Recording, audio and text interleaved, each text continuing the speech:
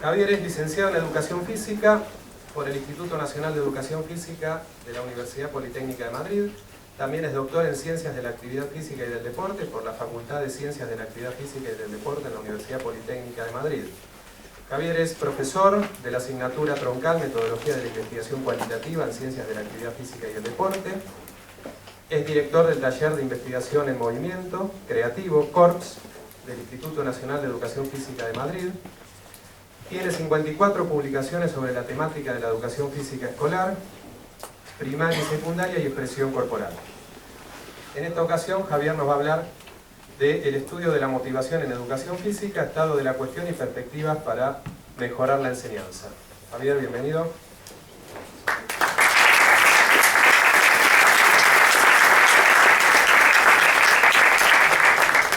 Buenas tardes. ¿Hablo sin micrófono también? ¿Me parece? Bueno, en primer lugar, agradecer a la organización, personificada en Jorge y en Mario, la oportunidad que me han brindado de poder venir aquí. No es la primera vez que vengo y espero que tampoco la última. De hecho, cuanto más vengo, más me gusta. Bien, el tema que yo voy a tratar, como podéis ver, va relacionado con la educación física y con la motivación. Y lo que he pretendido hacer en estos minutos va a ser dar una pequeña perspectiva, porque apoyo totalmente la primera opinión de Martín, que es la última conclusión de mi exposición, y es que es necesaria la unión entre la investigación y la práctica, la praxis. Que hay una desconexión muy grande, que es uno de los grandes impedimentos para seguir avanzando en el conocimiento, y sobre todo para que el conocimiento llegue a la población.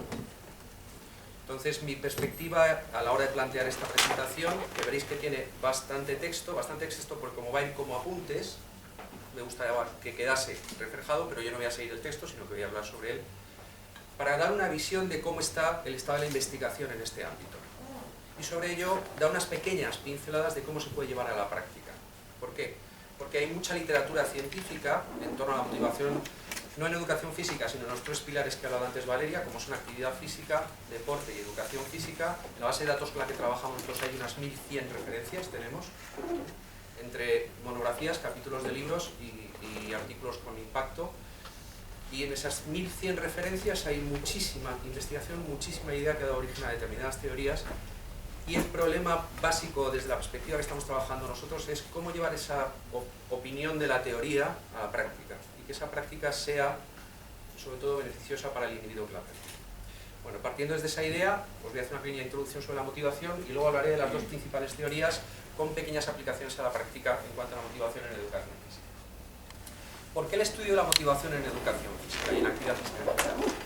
Pues porque es una de las variables más importantes que nos explica el por qué un individuo, en este caso hay tres elementos fundamentales que hablan de la investigación, que es por qué se adhiere a la práctica, es decir, por qué se mantiene la práctica, después por qué utiliza esa práctica como un indicador de calidad de vida, y tercero, por qué esa práctica le provee de una salud y bienestar social de relación con los demás. ¿Por qué? Porque se ha comprobado, y todos lo sabemos, está en el ambiente, que en los últimos tiempos, primero, la adolescencia, es la edad en la que yo trabajo fundamentalmente, es una edad crítica de abandono de la práctica física. Después, que la práctica se está realizando en ámbito escolar no determina claramente que haya una continuidad en el futuro, con lo cual estamos fallando en algo en la práctica en educación física escolar porque no conseguimos que los individuos se vuelvan a reenganchar a los 30 años, pero ya por motivos muy diferentes a los que había en la formación inicial. Y tercero, un incremento de la obesidad o del sobrepeso muy grande en las sociedades evolucionadas. Entonces, esos tres elementos hacen que este estudio se realice para entender cuáles son las variables psicológicas del individuo que le mueven, como el proceso de motivación indica, que le mueven, le activan y le hacen mantener el esfuerzo hacia cualquier tipo de actividad. En nuestro caso, vamos a trabajar en educación física. Este concepto de motivación está en un ciclo en el que hay una causa o estímulo en el que el individuo orienta toda su acción, en este caso estamos definiendo lo que sea motivación en general, orienta su acción con una dirección, es decir, digo hacia dónde va a ir mi actuación y le doy una intensidad y una persistencia. Estos dos elementos, tanto intensidad como persistencia, son muy importantes. ¿Por qué? Porque determinan después el resultado de lo conseguido. Y hablaremos luego sobre ello. Y por supuesto, hay una meta que conseguir, que es el logro.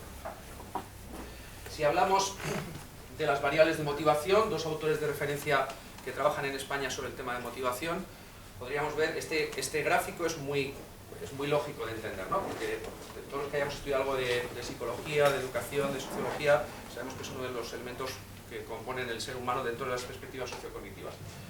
¿Qué significaría esto en educación física? Que un individuo, cuando se enfrenta a una situación, cuenta, digamos, con 4 fuentes de información contextuales que le hacen tomar una decisión en un sentido o en otro. En nuestro caso, hay un primer lugar que es los aspectos biológicos del individuo, es decir, qué capacidades físicas tiene, qué capacidades coordinativas, qué dominio técnico-táctico de las actividades deportivas en las que está implicado, es decir, con qué capacitación cuenta. Después, cuáles son sus experiencias previas respecto a la actividad, es decir, qué orientación afectiva, emocional tiene respecto a la actividad. En tercer lugar, qué comprensión tiene de la actividad. Y esto es un elemento muy importante porque voy a orientar todo el trabajo sobre las teorías que están hoy en día en boga, que son teorías de origen sociocognitivo, que se centran sobre todo en la capacidad de implicación del individuo en la tarea. Esto ha cambiado mucho respecto a la educación física, por ejemplo, a la educación general, que como nos comentaban Jorge y Mario habían recibido ellos, o la que recibí yo también. Y por último hay aspectos sociales que hablan del entorno. Fijaros que hay 3 elementos que competen directamente a la decisión del individuo y uno que está en el entorno. Como veremos, el más importante es el del entorno. ¿Por qué? Porque los factores del individuo se construyen muy lentamente durante su vida. Y cambiar esa orientación del individuo hacia una determinada tarea es fruto de muchas horas de trabajo. Entonces, donde podemos incidir precisamente es donde estamos los profesionales, construyendo el entorno de actividad. Bien. Como he dicho antes, el enfoque que se da en las últimas décadas del estudio de la motivación proviene de las teorías sociocognitivas, que tienen como bases, las que estáis viendo ahí, el individuo tiene capacidad de decisión, se convierte en el centro del acto educativo, cuestión que no ocurría en teorías anteriores. A partir del constructivismo ocurre esto, y ese individuo además está con unas intenciones y dentro de un entorno social. Está en relación con un entorno social y con una intencionalidad de realizar su actividad física. 2 son las teorías sobre las que vamos a hablar, que son las 2 teorías que a nivel internacional más cuerpo han tomado en las últimas décadas, más investigación hay sobre ellas y sobre todo que tienen una propuesta concreta para la actividad física, que son la teoría de la autodeterminación de Death y Ryan y la teoría de las metas de logro fundamentalmente de Ames. Si hablamos de la primera teoría, ¿qué entienden Death y Ryan por el individuo dentro de ese proceso de aprendizaje? Primero, es un individuo activo. Significa que el individuo es protagonista de su actividad. Cuando yo insisto en estas cosas, luego a la hora de la práctica lo veremos muy claro. ¿Por qué? Porque si él no se siente, o ella no se siente protagonista de lo que está haciendo, ya no podemos avanzar en el factor motivacional. Y lo que habrá que buscar serán las respuestas concretas específicas para incluirle como protagonista de ese proceso. Entonces, hago un inciso ahora sobre lo que estoy exponiendo, es mi preocupación. Yo he sido profesor de secundaria 15 años en mi vida. Soy profesor de universidad desde hace 9 o 10, como pasa el tiempo. Y ahora dirijo el máster de formación del profesorado de educación física. Por lo cual, yo he partido de formarme como profesor de educación física a ayudar a formar a los profesores de educación física. Y en estos casi 30 años de trayectoria hay una preocupación de fondo dentro de mí. Y es, ¿cómo hacer para que lo que me planteo tenga un efecto? Porque muchas veces en la práctica profesional perdemos el sentido. Y el sentido es transformar a la persona. Entonces, voy a decir todo esto y muchas veces nos quedamos con las palabras teóricas. A mí estas palabras teóricas me dan una reflexión. Y la reflexión, que la voy a hacer ahora en este principio, pero me gustaría que la tengáis durante toda la exposición, es si el ser individual es considerado por esta teoría y por la siguiente como un individuo activo e intencional, ¿por qué planteo la enseñanza considerándole un objeto pasivo de la misma? Esto es una cuestión que a mí me ha preocupado todos los años y es a lo que me dedico a reflexionar con los futuros profesores. A mí me sirve esta teoría desde el momento en que me da un soporte de la evidencia científica comprobada de que o hacemos eso en la realidad o seguimos teniendo fracaso, abandono escolar, problemas con la adherencia a la práctica deportiva, sobrepeso y no práctica física hasta los 30 años porque la gente se baja. Luego entraríamos en el debate de qué hay que hacer, ¿de acuerdo? pero me gustaría dejaroslo como punto de partida porque va a ser lo que voy a tener de fondo todo el rato en lo que voy a contar. Fijaros además que esta teoría, que es la que está ahora mismo ligada al concepto del ser humano en relación con el entorno con más fuerza en estas últimas décadas, más de la que voy a hablar después, habla de que la finalidad del individuo es su desarrollo personal. Aquí tenemos un individuo que está implicado en su propio aprendizaje y que además su necesidad es de desarrollo personal. No necesidad de aprendizaje de algo, o de una técnica deportiva, o de correr más, sino de que eso le valga. Para ello utiliza su experiencia y su voluntad. Y, como hemos dicho, el objetivo de esta teoría será conseguir que esa experiencia y voluntad vayan encaminadas a conseguir conductas más autodeterminadas, es decir, conductas más autónomas y eficaces por parte del individuo. Esta macroteoría se llama macroteoría porque ha desarrollado distintas subteorías. De hecho, ahora mismo hay otra, están elaborando la quinta, que han ido ampliando y completando el concepto de cómo el individuo se motiva en la actividad. Son estas cuatro que vamos a ver ahora. La primera teoría nos habla de la evaluación cognitiva. Los nombres son muy rimbombantes, pero vamos a centrarnos en lo que nos quieren decir. La primera teoría nos hablan... Sí, pues esto es muy típico de los investigadores, ¿no? Cuanto nombres más raros damos a las cosas, más importantes nos sentimos, ¿no? Y más nos alejamos de la realidad. ¿De qué nos habla la teoría de la evaluación cognitiva? La evaluación cognitiva diría que el individuo tiene un proceso de cognición que lo que está realizando es un ajuste constante con la realidad por mecanismos perceptivos que le permiten tomar el nivel de implicación que él tiene en la misma actividad y ese nivel de implicación si le es significativo, ¿no? Eso sería la parte técnica. ¿Qué nos dice en realidad? Lo que nos dice en realidad es si el individuo se siente capaz de afrontar lo que se le ha puesto delante. Básicamente. Si se siente capaz y si se siente protagonista. Eso es lo que quería decir, sentimientos de competencia y autonomía. Lo que me han propuesto, soy capaz de hacerlo, y lo que me han propuesto, creo que tengo herramientas yo para hacerlo. Eso sería el principio de la motivación intrínseca. Lo que dice la teoría es que cuando el individuo se mueve en esos dos patrones, tenemos muchas más posibilidades de éxito. Después, hay otros dos elementos que son el contexto social y la relación con los demás como elementos determinantes. Cuando hablo que son teorías sociocognitivas, es que las sociocognitivas evolucionan de las cognitivas, que son las que dan importancia al individuo como centro de la formación al tener procesos de implicación personal. Y las sociedades cognitivas, que están dando origen ahora, ya os lo digo para el futuro, a lo que se llaman modelos ecológicos, que son mucho más complejos y están ahora mismo en fase de formulación, las sociocognitivas de lo que nos hablan es de que ese individuo se desarrolla en constante interacción con el entorno.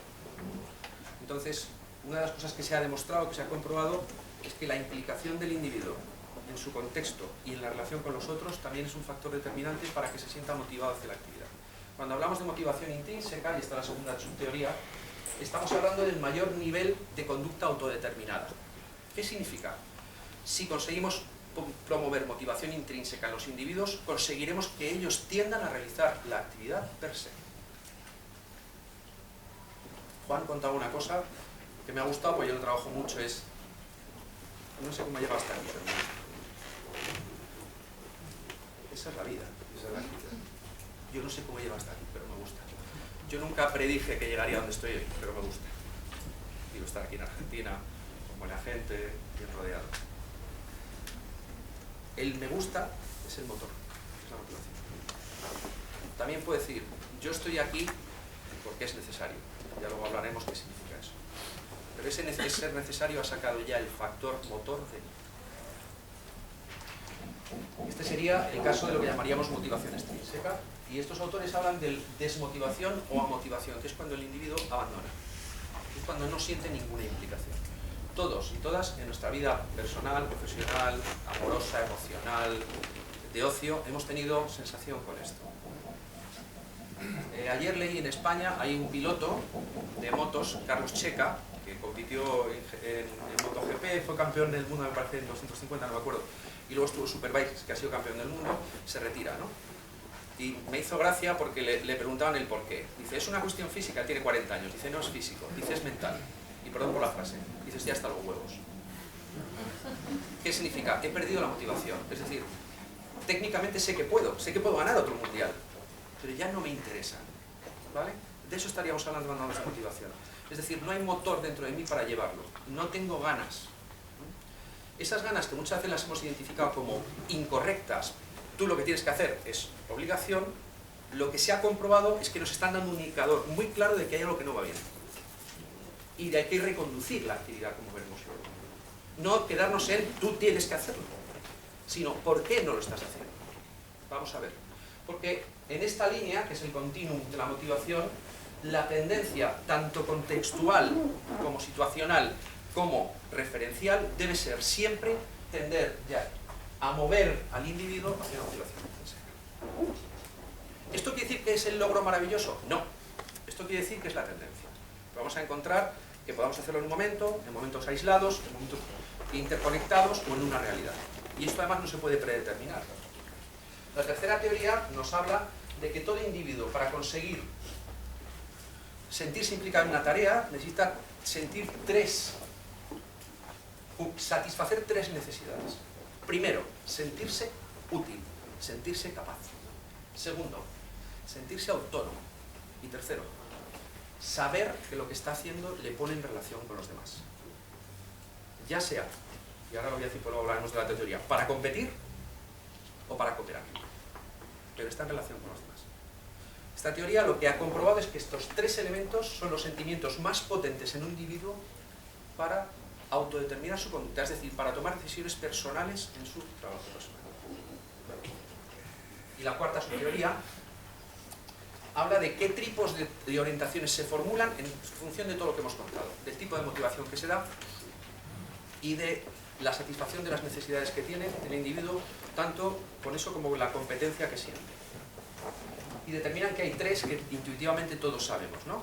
Que sería, la ideal sería la orientación de autonomía, que es aquella en la que el individuo se mueve conforme a sus gustos. Cuando hablo de gustos, hablo de... no sé si estáis de acuerdo conmigo, pero en la educación ha habido un concepto tradicional de que el gusto era malo. No es lo que te gusta, sino lo que vale. ¿Estamos de acuerdo o no? ¿No? ¿Sí? ¿No? Sí. Tiempo atrás, pero actualmente, ¿sí o no? Lo digo para saber, para pedir una respuesta Ahora no. Manos arriba los que sí. No, pero ¿te puedo preguntar qué dice? ¿Te gusta o no? Si te gusta, sí. Vamos a ver, tú haces una actividad Sí. y... ¿Si lo hago con gusto esa actividad o Sí. lo hago porque estoy ahí? Si eso es importante. Si es importante que te guste o es importante lo que debes hacer. Que te guste. Manos arriba, que te guste. Manos arriba, que se debe hacer. Bien. La pregunta... Os recomiendo la última charla de Ken Robinson, que muchos le conoceréis, en las charlas TED. ¿Sabéis lo que son las charlas TED? Bueno, meteros en internet, charlas TED, TED. Son una recopilación de todos los ámbitos del saber, charlas de 18 minutos de seres mundialmente reconocidos. Y Ken Robinson, autor de El Elemento, es un divulgador que promueve la creatividad y la información como una de las necesidades básicas de evolución social. La pregunta ¿es lo que debe ser o es lo que es en la escuela? Entonces estáis en debe ser lo que me gusta, aunque es lo que debe ser. Vale, dejémoslo ahí. ¿Por qué digo esto? Porque a mí me hace mucha gracia, y vuelvo a mi reflexión histórica, me hace mucha gracia que todos estemos de acuerdo en cómo debe ser, en que nos traguemos que es como es, perdón, todos estemos de acuerdo en que nos gusta, hayamos recibido como debe ser y lo admitamos como normal. ¿A qué lleva esto? Esto lleva realmente a una orientación que muchas veces es inconsciente.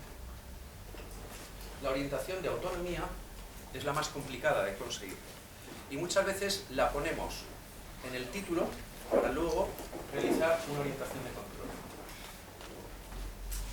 Y el problema es que esto, dado a los educandos, como he dicho antes, los factores individuales son los más difíciles de trabajar, los factores contextuales son los que se pueden modificar más porque el individual se va componiendo. Hay un problema, y además Ken Robinson nos lo dirá también en la charla, a partir de la entrada en la escuela formal hacia los 8 años, el individuo que tenía un nivel de creatividad altísimo, como ha dicho también trabaja en expresión corporal, la disminuye drásticamente. ¿Por qué? porque lo que existe en el entorno es un condicionamiento de control. Lo que hay en el entorno es un condicionamiento de control. Lo que vos decís es que por ahí bajo, no sé, la palabrita de autonomía vos igual estás controlando.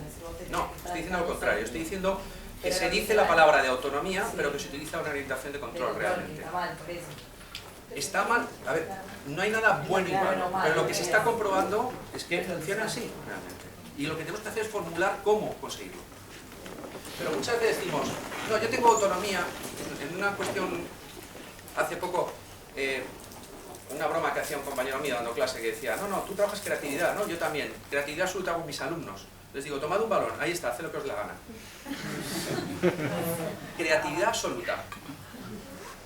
Y es un artículo que escribí hace poco, y yo terminaba diciendo, después de todo lo que estamos hablando sobre las teorías de la creatividad, esta anécdota que hace 20 años generaba incertidumbre en el que lo escuchaba, hoy en día provocaría una sonrisa y sabríamos cómo responder adecuadamente. Entonces, hay que saber responder adecuadamente a esto, y a mí me parece el gran cambio que nos aporta la teoría científica para poder llevar a la práctica. Y es cómo genero entornos, como veremos luego en la otra teoría, cómo genero entornos que potencien que el individuo se sienta fuerte, interesante y se oriente hacia él. No que diga, tengo que aprobar. Sí, muy majo. Sí, señor profe, muy majo, estupendo, ¿no? Pero tengo que aprobar. Todo lo que dices está bien, ¿no?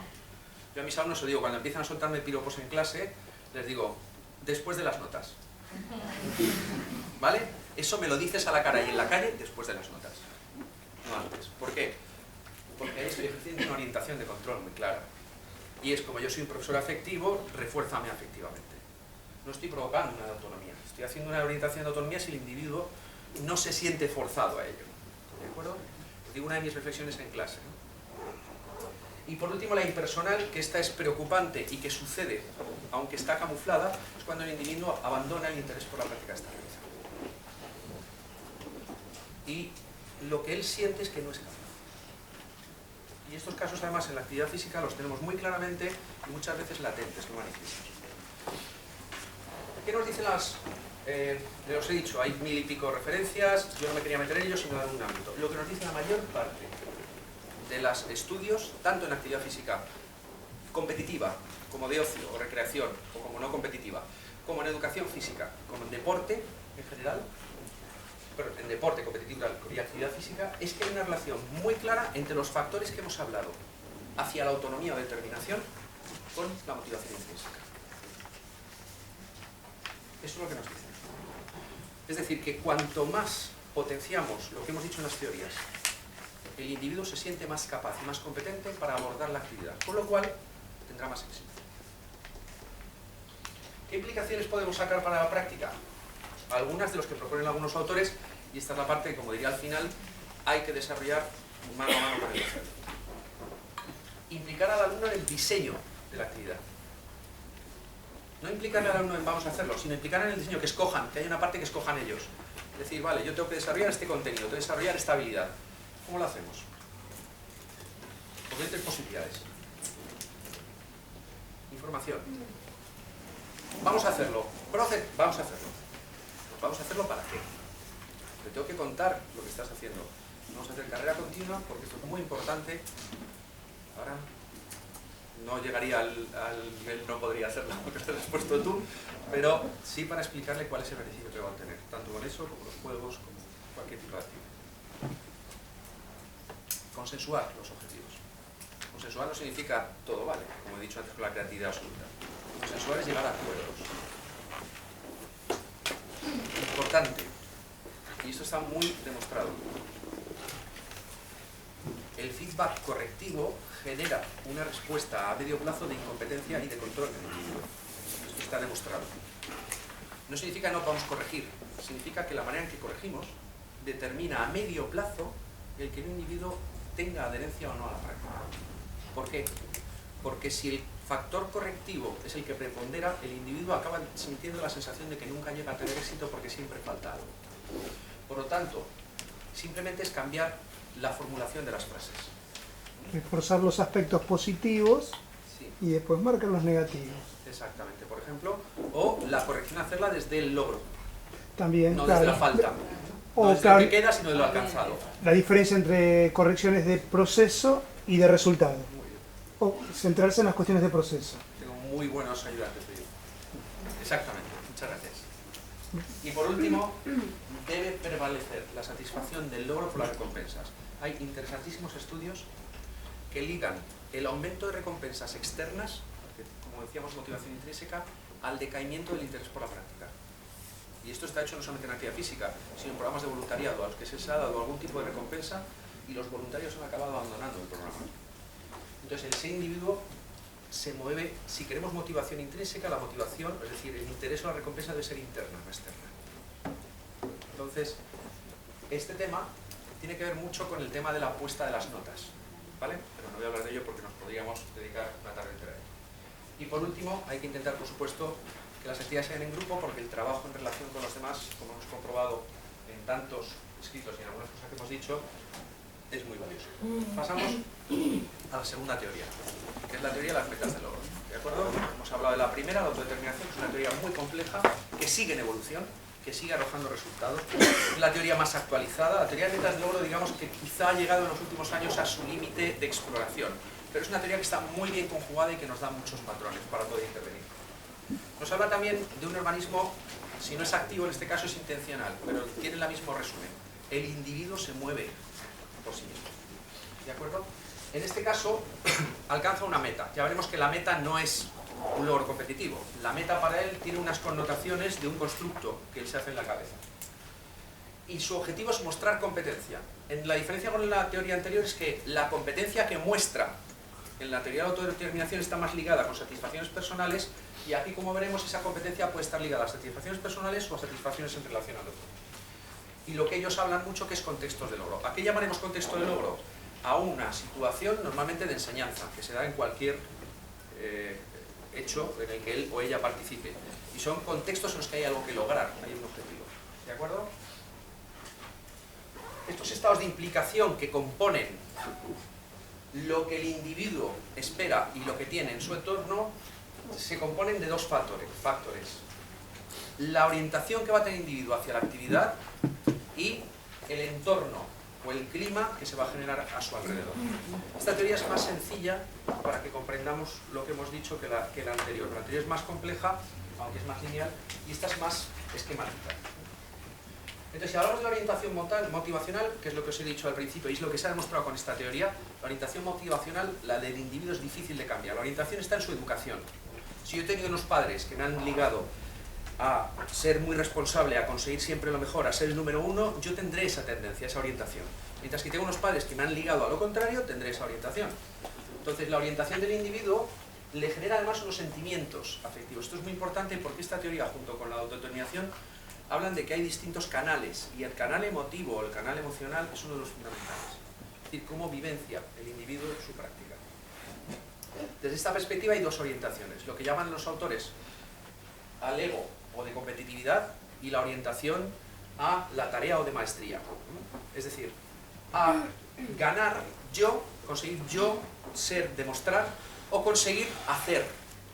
En un caso, el logro es superar el límite, y ese límite además supone que yo gano, y en el otro supone terminar la tarea. Cumplir el objetivo es terminar la acción. Ahí tenéis un poquito la diferenciación, la tenéis, porque la teoría está, es simplemente para darnos una idea.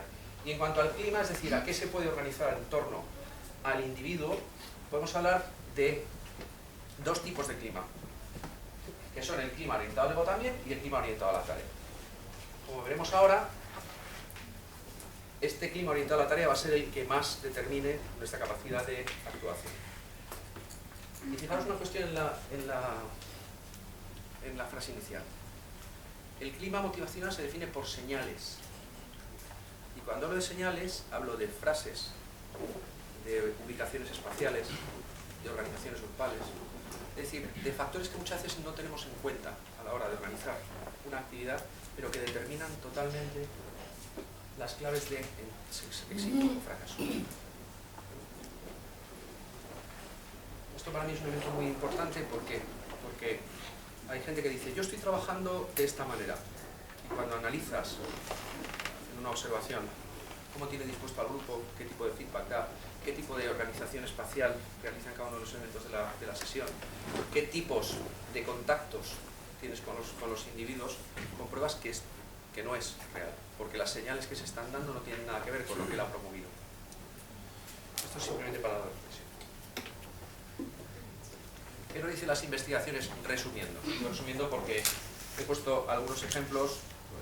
En cuanto a metas logro puede haber 300 artículos publicados. Fijaros que es que el clima tarea se ha correlacionado positivamente en todos los estudios, siempre con elementos como los que estáis viendo. Es decir, si yo genero un contexto que permita al individuo tomar decisiones y cuyo objetivo no sea ganar, pero ganar él, poder ganar con otros, los resultados en los individuos son claramente superiores, así creo un clima de control. Estoy hablando ya para que relacionen las dos teorías con la autodeterminación. ¿Qué implicaciones tendrían? Tenemos un estado de implicación del individuo. Ese estado de implicación no es directamente modificable en el momento, pero sí a largo plazo. Con lo cual, debo trabajar con el estado de implicación desde el principio. No puedo suponer que todos somos de un tipo. Tengo que trabajar con lo que hay. Dependiendo del entorno en el que esté, tendré unos alumnos con unas características. Después, ese estado de implicación dependerá de dos elementos. El primero, como he dicho, su orientación motivacional no es fácilmente trabajable, pero el segundo sí. Y es en el que debemos centrarnos. El individuo, para conseguir la meta, tiene una conducta adaptativa. ¿Qué significa? Que el cambio se produce precisamente en que yo le proponga una realidad que le suponga un esfuerzo de adaptación, que suponga un cambio. Simplemente el cambio para él, y este sería el cambio de la orientación del ego a orientación meta de logro, sería que la meta no sea en este caso ganar, sino conseguir adaptarse. El éxito sería conseguir adaptarse a la nueva situación. Y eso es lo que se propone como alternativa a lo que sería simplemente el ganar. Y lo que hemos dicho, esa meta que está determinada y que es la representación individual que ya se hace, es lo que va a orientar su actividad. Y es en lo que tendremos que centrarnos. Y como hemos dicho, la generación del clima motivacional es muy importante. Ahora, pequeño apunte para la práctica. Digo pequeño apunte ¿por qué? Porque es uno de los pocos estudios de investigadores que proponen cosas prácticas. En primer lugar, Ames dice, ¿cómo puedo generar un clima motivacional hacia la tarea? Y propone un acrónimo, el TARGET, que ahora lo veremos, es tareas, autoridad, reconocimiento, agrupación, evaluación y tiempo. Es decir, qué elementos de la organización de la estructura de la clase puedo modificar para llevar esa orientación del individuo poquito a poco, gracias a un clima motivacional hacia la tarea, hacia un cambio de actitud, hacia un cambio de estado de implicación. Y ese desarrollo de Ames, hay unos autores españoles que están trabajando en el tema, lo han desarrollado metodológicamente una aproximación para el campo de la actividad física, de la educación física. Y aquí vemos lo que ellos proponen en ejemplo. Esto es para mí lo importante, y es cómo conseguir de la teoría de los autores que han hecho investigaciones, sacar implicaciones reales que nos valgan como fórmulas eficaces para cambiar la praxis. Los podéis ver por encima, voy a meter con ellos.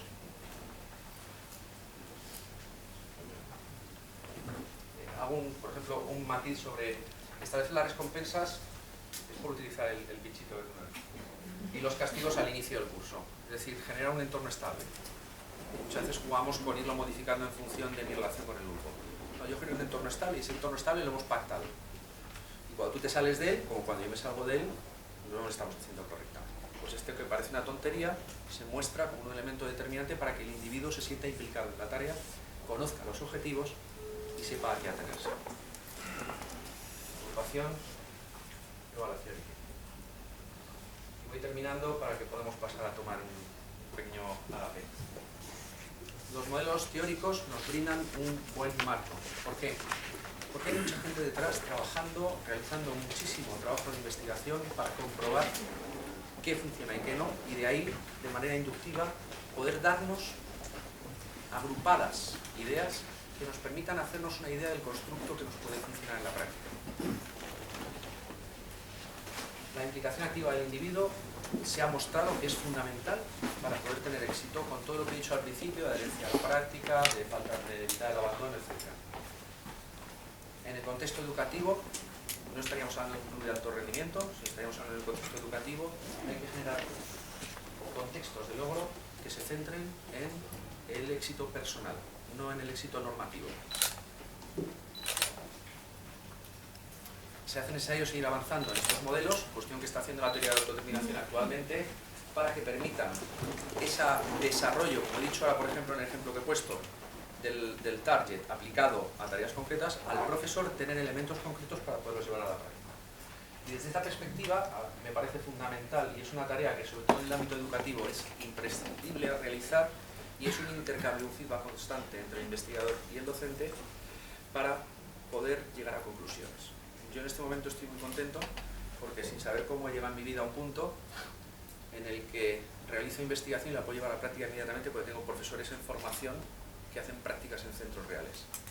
No elaboro teorías raras, sino que estamos preparando un proyecto y ese proyecto cojo a alumnos del máster que van a ser futuros profesores y les digo, ponlo en la práctica. Y dime qué te han dicho. Tengo esa gran suerte, he llegado hacia ella como he llegado y en este momento estoy muy contento. Pero me parece que es importante que esto se produzca más en distintos ámbitos para poder hacer una conexión entre lo que el investigador dice y la práctica. Muchas gracias por vuestra atención.